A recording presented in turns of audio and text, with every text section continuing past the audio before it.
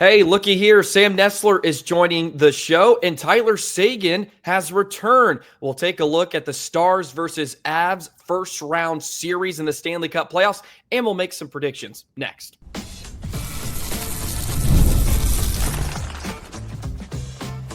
You're Locked On Stars, your daily podcast on the Dallas Stars, part of the Locked On Podcast Network, your team every day. Howdy, Stars fans. Welcome back to another episode of Locked On Stars, and Sam Nestler is back joining us once again. Sam, I know you were on the IL for a bit, or the IR, as I should say, like Tyler Seguin a bit last month, so I hope everything's going well and you're feeling 100% here today. I'm excited to be back. Let's just say that. Absolutely. Well, let's get into Tyler Seguin a bit. This will be going out tomorrow, but we're recording this on a Wednesday, so it looks like he's going to play tonight. So I'm curious, how important was it for Pete DeBoer to get him in the lineup and get him some game action before, of course, the real test begins in a few days? Yeah, I'll say that it was much more important for Pete than it was for some of us that thought maybe it didn't need to happen. I'll be honest about that. I thought after what's been going on with the team, it didn't feel like a win tonight was going to change, or a Wednesday was going to change anything. So the positive of it, I'll just take the positive of it, is that it's better for him to get in, obviously. The downside that I look at is, I hope he plays and he plays well and he's not super sore after, because if he goes in Wednesday and, it has adverse effects after, that could be a problem. I don't expect that to happen, to be totally honest. He's skated with the team for so long now. He's been taking contact. He's looked basically 100% for a while in terms of on the ice for practice and morning skates. So the big impact for this team getting him back for obviously the important games that start on Saturday is the on ice stuff. I think he had 20 points in 19 games before he went out for surgery. And then his off ice stuff. Jamie Benn is a better captain when Tyler Seguin is an alternate captain. It's just the way it is. It's why Joe Pavelski was such a big part of this team too, because they bounce off of each other very well. And Tyler's just going to bring so much. Honestly, I think the on ice stuff is overhauled by what he's going to bring off the ice and in the room for this team that's hurting a little bit. I think if we can get any of the same version of Tyler Seguin in the first 20 games of the year, that'll be great news for Stars fans everywhere. And just to clarify, Liam Bichsel and Alec Petrovic, they were sent down to the HL, but they would be able to be recalled in the playoffs because the cap space situation sort of goes away, correct? Yes. Yep. So they'll be down. Neither one of them is expected to play. I don't believe they'll be back up probably in 24 hours or whenever the deadline is for game one. Speaking of Bichsel, I'm curious. He's had some rookie moments of late. The Stars haven't played well. We all know that. But what are your expectations of Liam Bichsel if he does end up playing in game one and getting his first taste of playoff hockey at this level? Yeah, I think he will. I still think he's the best, or one of the best six options they have, especially if they're really wanting to keep the lefty-righty going as they have a little bit here lately. You're right. Rookie moments is the perfect way to put it. Nothing that I don't think that we didn't expect, right? It's what is he, 19, 20? Yeah. So the kid is learning, especially now without Miro, resting Harley and Lindell. You're seeing more of those moments because he's playing more minutes. He's getting more responsibility. Pete DeBoer, I asked him about Bichsel was out there late in the game. I think it was in that kind of the collapse against Vancouver. And Pete said, we're auditioning right now for players that can play. And he said it's important too in the playoffs. You have teams, you might be up 5-2 in the third period and they might pull their goalie with 6 minutes left. So you got to have guys that know how to play in a 6-on-5 and know how to play in late game moments. And you're seeing him take some of those responsibilities, and he has a little bit of an up and then he has a little bit of a down.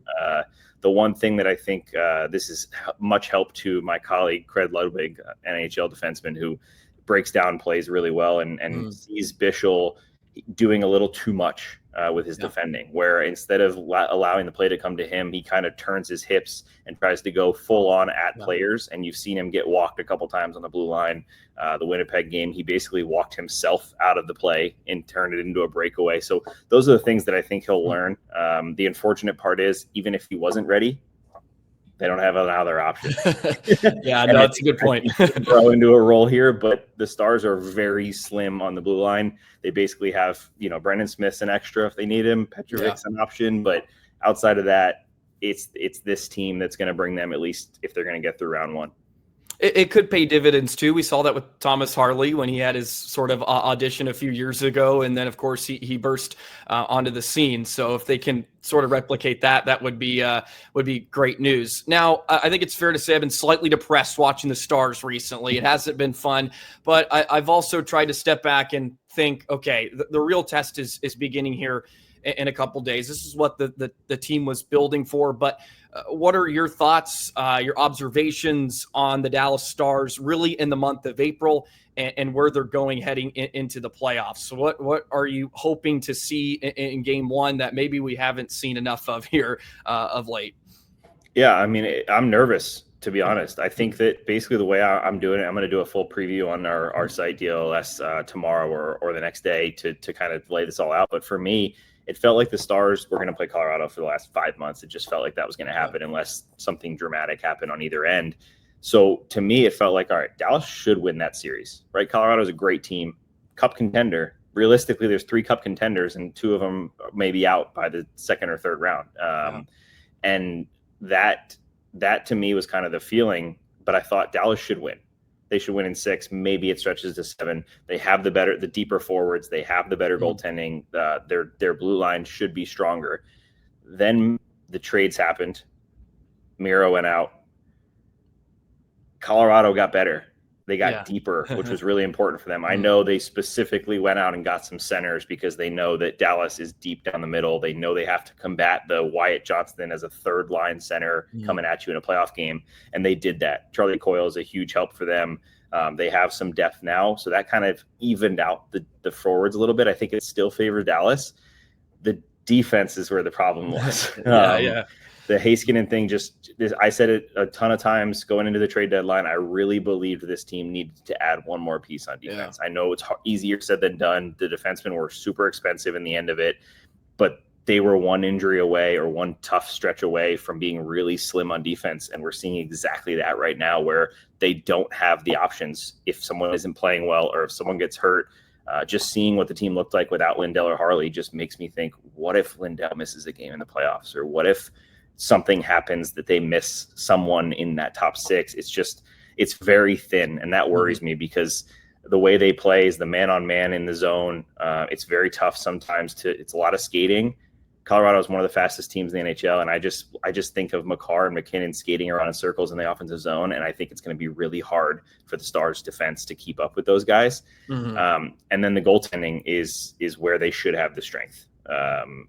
Blackwood and Wedgwood have been really good at times, and Blackwood can steal a series, don't get me wrong.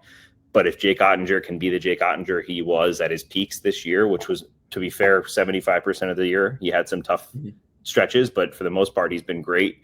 I think he's on his way to career numbers and something, wins especially. That's where it should be the edge. But essentially, it went from this should be a win to now I'm like 6 or 7 games. I think it's a 50-50 coin toss. It's just one hot power play, one hot goalie away from going either way. And that should be scary for the Stars. And that's how it is for us too. Yeah, it's going to be a tough ask. And we may need Jake Ottinger from a few years ago in that Calgary series to show up. And that's just based off what we've seen. They've been heavily outchanced. They've been heavily outshot. It's just a really, really tough way to live. But you did mention some acquisitions, and I think we have to give you credit here on Locked On Stars for the Mikko Rantanen. And you said, I hopped on DLS a few months ago, I think it was in February, he said he was going to get traded, not specifically to the Stars, but I think in your mind you're thinking he could end up in Dallas. But how have you liked his fit so far? Because I think he's far from one of the issues for the Dallas Stars right now.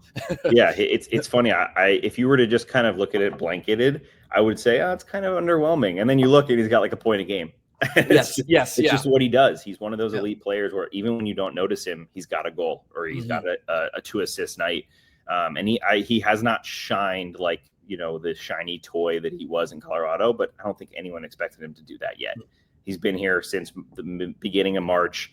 I gave him like a 1.5 month window, basically saying, you have until the playoffs to get fully, adjusted and everything to this team, because all the stuff he was going through, the drama, the moving 3 different times, and then all the drama after about what actually happened and everything. It just was so chaotic. I've gotten to appreciate the human level of hockey a lot more, covering the team day to day. And you realize that, like, hey, the match, put yourself in that situation. I know they get paid $12 million, so you can't really say that, but it's really hard. And he did it really well. And he's been great. I think the fit, they're still looking for what lines they fit on the best, I think. Especially now with Seguin coming back, you'd imagine that if it's not in game 1, it's somewhere down the line. The Marchment, Duchesne, Seguin line gets put back together, which kind of wonders, is it the Robertson, Hintz, Rantanen? Is that your best option? Is Ben or Johnston better with Rantanen? So that they have options there. And I think Pete will explore them all. But I'm excited. So many people are hating on Rantanen. And of course, every time I see hate on Rantanen, I click the profile picture and it's a Hurricanes or Colorado fan. So it makes sense. But I hear a lot about how he's dramatic and he's underwhelming and frustrating to watch. And Nathan McKinnon was his main reason that he had all these points. I'm excited to see him prove it wrong, because I think he really will. I think his playoff numbers are crazy. He's got 1.5 points a game in the playoffs in his career or something like that. He's big. We talked about it a bunch on the pregame show before. I think it was last game. His plays in tight spaces. You don't have a lot of space in the playoffs, right? And his little passes and shielding players and pulling pucks off the wall. That is what I think brings him to the next level in the playoffs. And you go into a battle on the wall, he's going to win it 8 times out of 10. I think he's way more responsible defensively than people give him credit for. I think he's going to shine once game 1 hits. The only thing I wonder is how much of the back to Colorado weighs on him. He already got to go there, right? Which is nice. He got it out of the way, but it's a playoff series now against your friends. You're playing against them probably 7 times. It's got to be emotional for him. Hopefully he soaks in all the emotion in the beginning of game 3 after having 4 points in games 1 and 2, and then it's out of the way. That's just the way you look at it. Yeah, he's they're going to be hammering that storyline. That's somebody's they're going to love that. So he's going to have to probably answer a few questions, to say the least. But yeah, I've loved his game, and I feel like coming out of each game, you mentioned the plays in tight spaces along the wall. I'm constantly saying it every game. I'm sure people are tired of me hearing it, but I think he's fun to watch. He surprised me too, just watching him every day now, how big he really is. Like, God, he does have a lot of size. And you mentioned how it maybe doesn't show up, like it doesn't pop out to you. Someone like a Logan Stankoven, where you can see how hard he's working, or Rantanen, someone, it's almost like the Line A feel. He's just kind of out there floating, but it's a cerebral game for him. Like, he's so smart and he knows where to be, and he works. I've seen him work hard, especially defensively. That top line in general, I think with Robo and Roope, I think they've worked hard defensively to try to help out the back end. And I think you have to praise them for that, because they are getting some limited opportunities offensively because they had to defend so much here over the last month or so. But you kind of put into perspective the Stars versus Av matchup a bit earlier on. So let's kind of hammer in on that here in just a moment. Get a little Stars Avs taste for you, as game 1 is just a few days away. Today's episode of Locked On Stars is brought to you by FanDuel. The NBA playoffs are almost here, and FanDuel is giving new customers an incredible way to get in on the action right now. When you join FanDuel, place that first $5 bet, you'll get $250 in bonus bets if your bet wins. You got the NBA playoffs, you got the NHL playoffs. FanDuel makes it so easy. You can pick your favorite team. You can dive into player props as well. With the NBA, you got 3-pointers, steals, assists. FanDuel has so many ways to bet your favorite player props. Plus, after the game tips off, you can even combine live prop bets into a same-game parlay for a chance to win big. Don't miss out. Head to FanDuel.com and claim your $250 in bonus bets today. Alrighty, this is probably the question everybody's been waiting for, Sam. So, what game does Miro Heiskanen come back? Do you have a feeling when does number 4 rejoin the group? I know they said they don't expect him for game 1. It seems like he's not going to be available.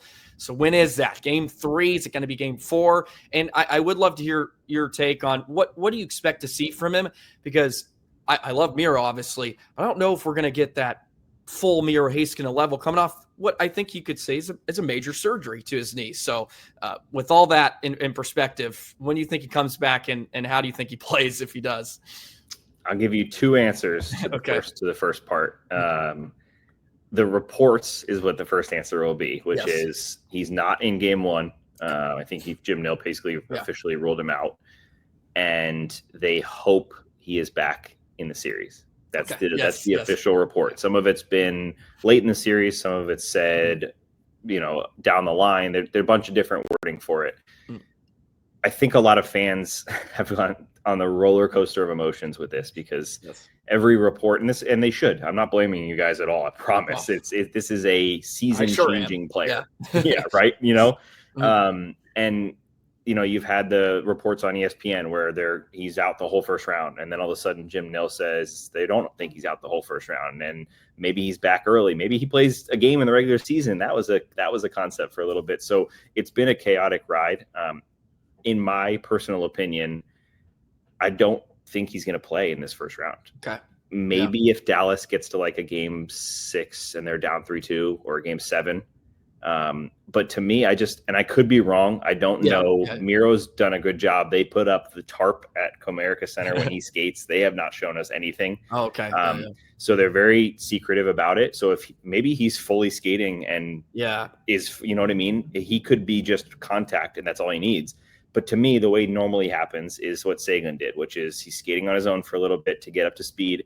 Then he comes back and he does some optional skates and some non-contact jersey type of things. Then he gets into drills. Then he takes contact. That was like a 4-week sequence. Yeah, it's a lot. Yeah. So if it's like that, I just don't see how it's possible that a series is about 2 weeks, right? We're imagining the schedule will have Saturday starting it. So by 2 Saturdays from then, it should be over. Where in there does Miro Heiskanen get time? They don't even have time to practice most of the time in the playoffs. Yeah. He's not getting into practices. It just feels to me like there's a little bit of gamesmanship going on with Jim Nill, and it's either gamesmanship that they're not telling anybody, and Miro Heiskanen is further along than we think, and he just needs to jump into a practice or two and then he's ready. Or it's the flip side where it's gamesmanship and they're going back and forth so that Colorado constantly has in the back of their minds, Miro Heiskanen might be back next game. So if I was to predict it, I would say at the earliest game 6. But that I think is very, very much on the positive side. Yeah, I mean, I think when you look back at it too, I don't remember the exact date when he had surgery, but are we even 3 months away from? Because it was like late January, right? I think it was January. The injury was January something, early January, I believe. So it's probably before the end of January they had it. Just a quick turnaround. Basically 3 months. Yeah.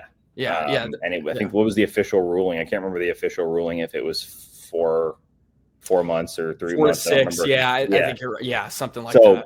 It's just, that's quick. I mean, Tyler Seguin was supposed to be out basically 5 to 6 months, and he came back 4.5. So all this stuff is possible. I mean, Miro Heiskanen is a freak of nature, super athletic, super in shape. But this was a serious knee injury. And I think they undersold it as best they could throughout the beginning of it. Remember, we kept thinking, oh, maybe he's out for a week. And then all of a sudden it was like, hey, by the way, he's out for a long time.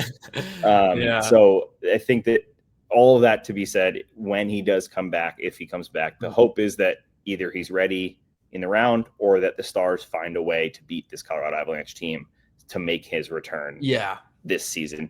I imagine him, as you said, taking a little bit of time. He is Miro Heiskanen, so I put him from 0 to already, halfway up. But the biggest thing is we're not talking about, Ovechkin or someone who breaks their leg and can go out there and just hammer slap shots and is a great shooter, or even someone who sets up a lot of he's a skater. Miro Heiskanen's biggest tool is his skating and his stick. So his defending is going to take a hit from that. He's going to, if he jumps in, it's going to be, hey, I know you had surgery and you've barely skated. You were in crutches, 3 weeks ago. Here's Nathan McKinnon and Cale Makar. Good luck. And that's going to be really tough. So I think the expectations from fans just should be, if we get him back, great. He's going to be an impact player. He's still and Miro Heiskanen at 50% is probably better than a lot of the options they currently have. I was saying that the other day. But it's not going to be immediately Miro Heiskanen, and I don't know if he's going to be back as early as people are hoping for. Yeah, and I think it's tough if you're Jim Nill too. I think you have to factor in. Well, you have this window of opportunity to win Stanley Cups, and as much as you want to try to win now, and that is of course an admirable goal. Do you want to get him back in too early, and then something else happens, and then he's out for longer, and it's this whole off season where if he doesn't come back, let's just say he doesn't, and maybe they lose in the first round. Then he gets a full off season to just kind of heal. And I think that could be a better outcome for Dallas than him getting into a few games, maybe something aggravating, and you still lose. And that's kind of a gut punch. It really is. Isn't that crazy? Like what you just said just blows my mind, because it's exactly how I feel. But just think about one player took this team from, they could win the cup. I think they're going to win it all. They just need maybe another forward. And now all of a sudden it's like, hey, maybe next year is the better year. And that's just the reality of it. I'm not saying this team cannot win the Stanley Cup this year, but it's just crazy how the expectations went from, and it's not just us, it's everything I'm listening to. Every preview says the exact same thing. With Heiskanen, Dallas is the better team. Without, it's either a coin flip or it shifts over to Colorado. And I wonder if Dallas got a better first round, maybe, maybe they win the division and they're playing like Calgary or, Minnesota, then maybe that changes the way we talk about this. But I think it does. in the West right now, outside of basically Minnesota, you're not getting an easy matchup. So it's just tough. I feel for Stars fans. I feel for the team. But I'm excited to see how they handle it, because they have not handled it well in the regular season. And I'm really curious to see if they can flip that switch. Yeah, it'll be a tough ask. It'll certainly be a tough ask. And I've been on the record of saying I don't think they can beat Colorado without him. I just think he's that important, and because he is the guy that can go against Makar at the other end of the rink. He can outplay him when he did it last year. He was better than Cale Makar in that series, and the Stars win. So I think they really, really need him. Although I'm trying to bring this positive vibe back and just feel good. So I think this quarter sort of leads into our predictions. So I'm curious to hear yours, because even now you're just kind of going back and forth, and I think that's just everybody in the Stars community right now. So we'll drop some predictions here in just a moment. Today's episode of Locked On Stars is brought to you by Amazon Fire TV. Did you know your Fire TV is also an Xbox Eternity TV into your gaming entertainment hub with Fire Stick TV 4K devices? No console required. Just grab your pair controllers, subscribe, sign in. You get the Xbox Game Pass Ultimate with EA Play included, and you're ready to play. Dive into hundreds of premium titles. You got college sports, football, Call of Duty, Black Ops 6, Avowed. You can easily stream your favorite shows as well. It's gaming made simple, and it's all on your Fire TV. It's a great option to start playing Xbox too, in case you want to get in on the gaming side of things. But with 4K streaming, watch more than 1.5 million movies and TV episodes from your favorite subscribe services like the Netflixes out there, Prime Video, you name it. Head to Amazon.com/Fire TV Locked On to get started. Xbox Game Pass Ultimate subscription and compatible controller required. Available on select devices, including Fire TV Stick 4K, second gen Fire TV Stick 4K Max first and second gen, and Fire TV Q third gen. Well, that was certainly a mouthful, but this won't be a mouthful. I didn't know all that. Well, there you go. So get you your Amazon Fire Stick TV.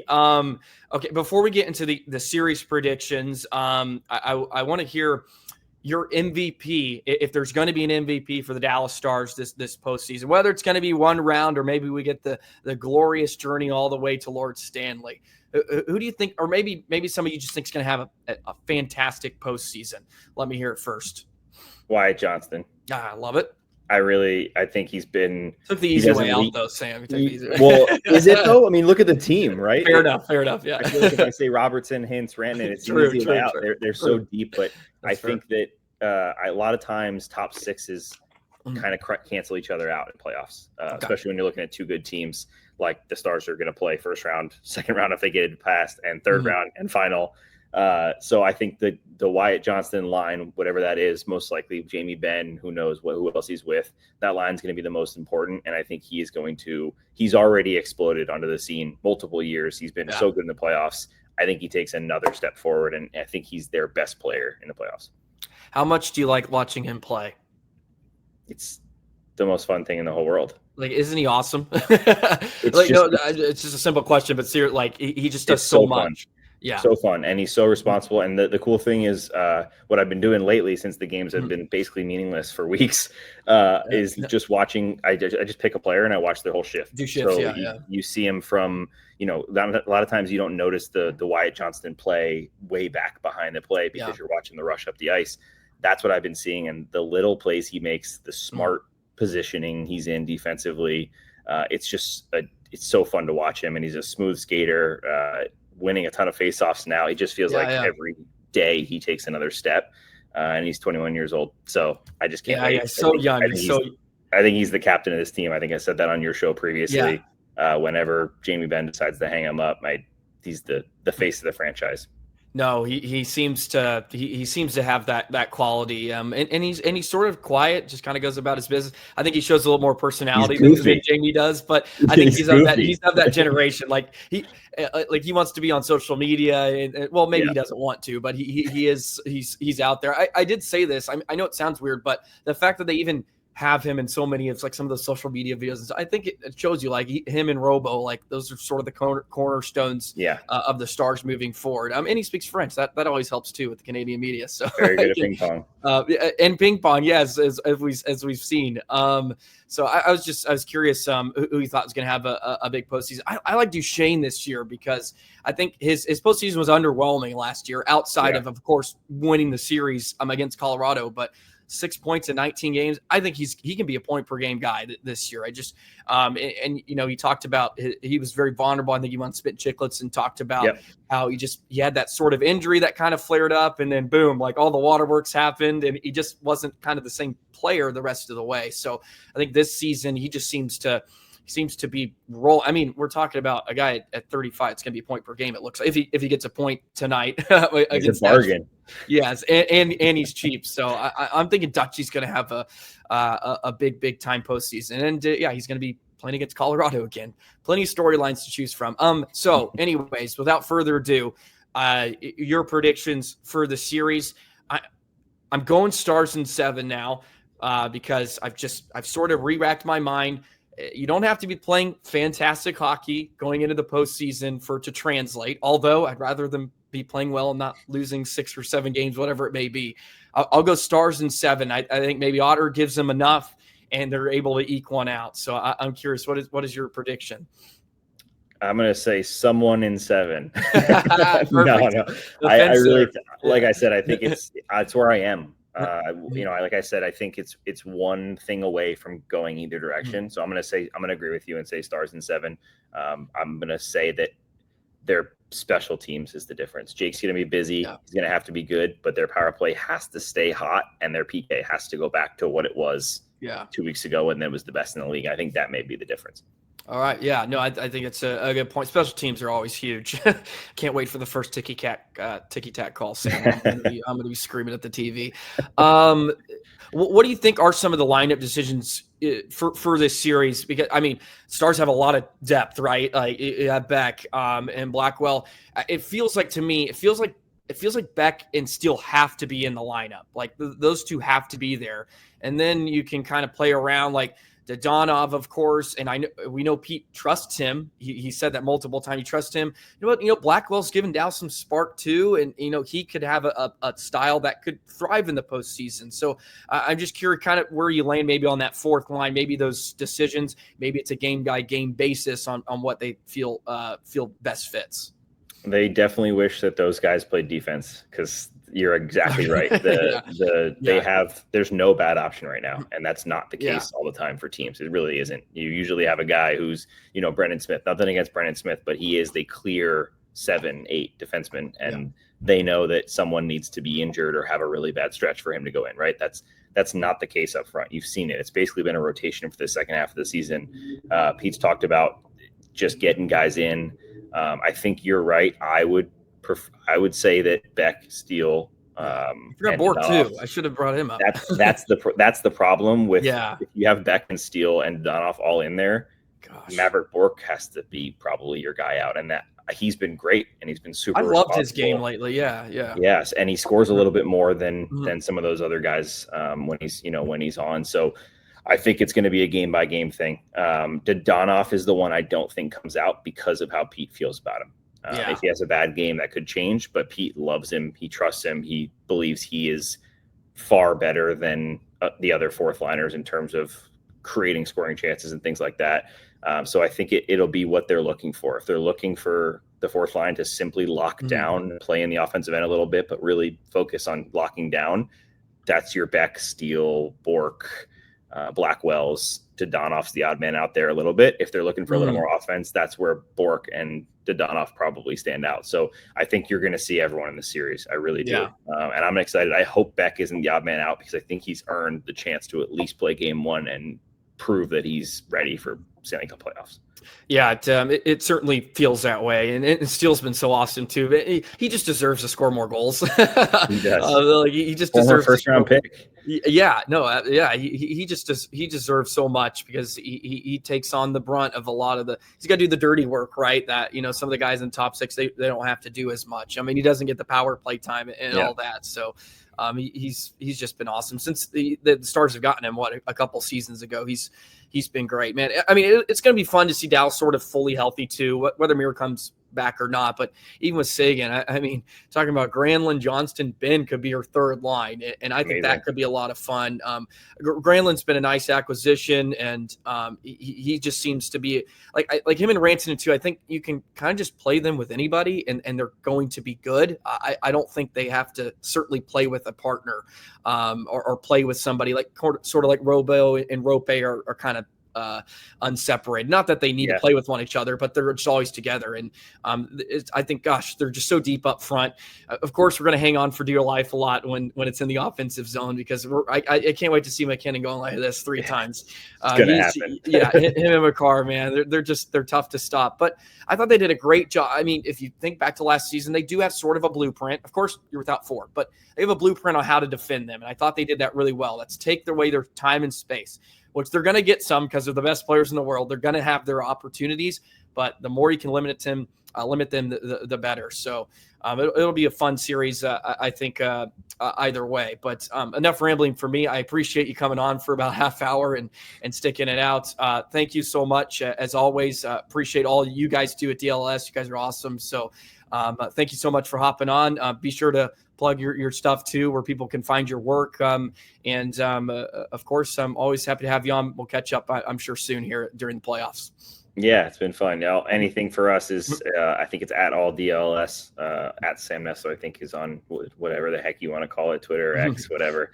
But it's always good, man. I love chatting with you. And I think we brought fans up and down today. Yes, and that's our job. Well, I've been the Debbie Downer recently, so I'm glad you came on. I think you're making me feel better. So I ride the roller coaster with this team. I really do, but I think we all do. Well, frankly, I love this team. I love them so much. Like I want to see them win as much as anybody. It's good. It's good for me too. I think it's good for the pot. It's good for all of us if they make a long run. So hopefully that happens and it gets started on Saturday. Anyways, just enjoy it. Yes, exactly. Whatever it is. Yes, that is true. We could be other franchises, and this is a good time. It's a good time to be a Stars fan, so it'll be awesome.